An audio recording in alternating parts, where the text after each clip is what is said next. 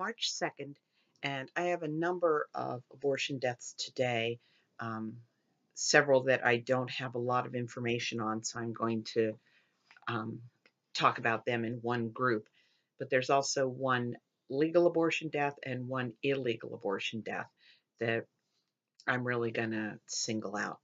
And the legal abortion death, um, of all the justifications for the current state of abortion in the US, this is the one that steams me the most is the idea that abortion has to be legal to prevent gruesome back alley abortion deaths. I have reviewed at least 6,000 abortion injury and death cases. I've gone through boxes and boxes of nothing but autopsy reports of women dead for no good reason. And the idea that it's okay to, gloss over some doctor killing a woman because there's a legal status of what he did that killed her, regardless of how quacky he was. It makes no sense. Why is the same doctor doing it before abortion is legal? That's horrible. That's unacceptable. We can't let women die that way. But that same doctor doing the same thing when abortion's legal and the woman dies, yeah. If it's bad enough, the medical board will shut him down, which we know isn't true. Look at Kermit Gosnell. Okay. And one of the cases that really leaps to my mind when I talk about this is Jamie Garcia. And I want to take you back to when we were writing Lyme 5. Which is a book about abortion malpractice that I think it came out in 96. It's old now. But while we were working on Line 5, I was an abstracting machine. I had a huge pile of court records, medical board documents, autopsy reports, death certificates, newspaper articles, medical journal articles, magazine articles. It's this huge stack that I would plow through, skim, highlight, read, and summarize. Okay. And to plow through that, I had to cultivate a certain amount of detachment. And also, there was a certain repetitiveness to it. You started to see the same things again and again and again. So, let me adjust this so I'm more comfortable. The first document I reviewed that cued us into what happened to Jamie was a March 1994 report on an inspection done in response to a patient death in a clinic owned by Dr. Moshe Hachamovitch. The report said that the staff were inadequately trained on how to properly sterilize instruments. Hello, Kermit Gosnell. The administrator was evidently aware that the autoclave used to sterilize the instruments wasn't functioning. And I'm going to take this verbatim from the inspection report, two loop forceps, 2 tenaculums, and 1 curette were found to have small particles of dry brownish red dark material on them. 3 speculums were found to have small particles of dry clear material on them. Okay, that's pretty disgusting. The only sterilized abortion tray in the procedure room was found to contain a curette with a loop whose edge was visibly jagged instead of smooth. Untrained staff, dirty instruments, indifferent administrators, that doesn't even get my attention. That's par for the course. Stack after stack after stack of those.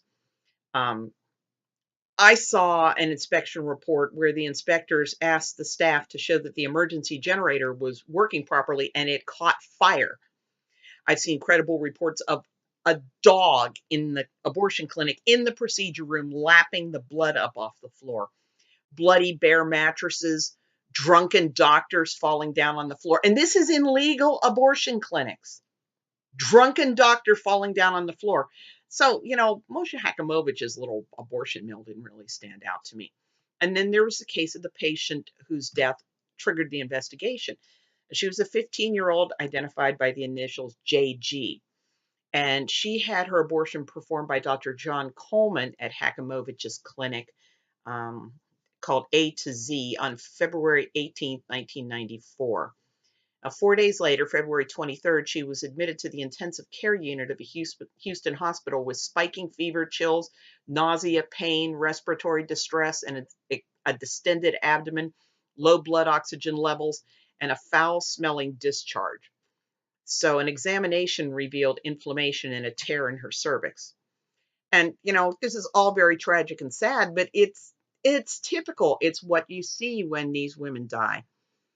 So, I dutifully wrote up the case, and then I went over to Mona Passignano, who she was the primary person that would dig for the documents when I found a lead. I would put a little flag on and say, can you find out more about this?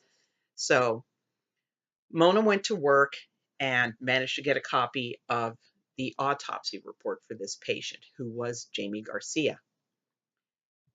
And every time I hear all of these lamentations about how we need John Coleman and Moshe Hachamovitch doing their thing to prevent women from dying horrible deaths, I still picture Mona coming into my office, and she had Jamie Garcia's autopsy report in one hand and another autopsy report in another hand, because she wanted me to really get a feel for what lousy shape this poor girl was in. Jamie's lungs and liver weighed twice what they should have weighed. So Mona and I sat down side by side and we went over this autopsy report. And by the time we're done, we're sitting there crying. She must have been unconscious. She must have been unconscious. And it's, please, God, let her have been unconscious by this point, because her body was racked with abscesses. Her brain was swollen. And as near as we could figure it out, the abortion had damaged her intestines and caused them to back up to the point where the feculent fluid was getting down into her stomach and over into her lungs. And you cannot convince me that that is any better than any back alley scenario. Okay. And I just totally cannot understand why, if Hachamovitch and Coleman were running a place like that when it was illegal, Jamie's death would have been just this absolute atrocity. We need to change the law so this sort of thing doesn't happen, blah, blah, blah. But it happens with Hachamovitch and Coleman, and it's like, well, all surgery has risks, and that pisses me off. And, while we're talking about Hachamovitch, there are 5 other patients that died either under Hachamovitch's direct care or under the care of an abortionist who worked at one of his clinics, because he operated his own place in New York City. He had Coleman in Texas, and he had a Dr. John Biskind in Arizona. In Arizona. So we can look at the other deaths. And we have Tanya Williamson, who was inadequately monitored in recovery and allowed to lapse into a coma, and she never revived. She died in 1996. We have a woman named Luz, who was allowed to bleed to death in 1986. Christina, Hachamovitch brought her to his office at 4 a.m. to treat complications from an abortion he performed later in the day. She died in October of 1990.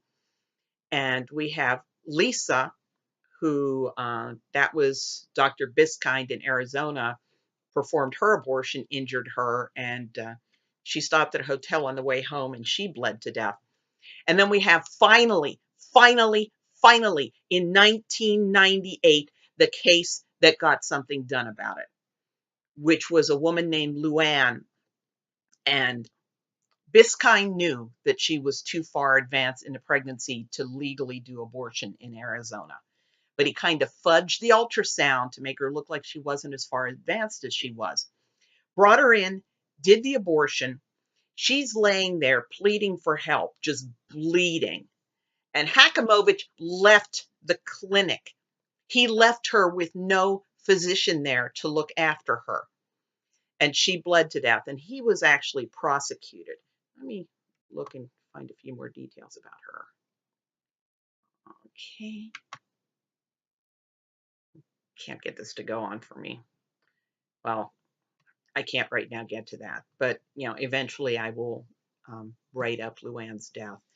But again, the malpractice was so egregious. Scheduling this abortion that was way too late in the pregnancy, fudging and falsifying documents to squeeze her in and pretend that it was under the legal limit, and then just cutting her up and leaving her there to bleed and abandoning her. And fortunately, at least it ended there. And Biskind wasn't able to kill any more women.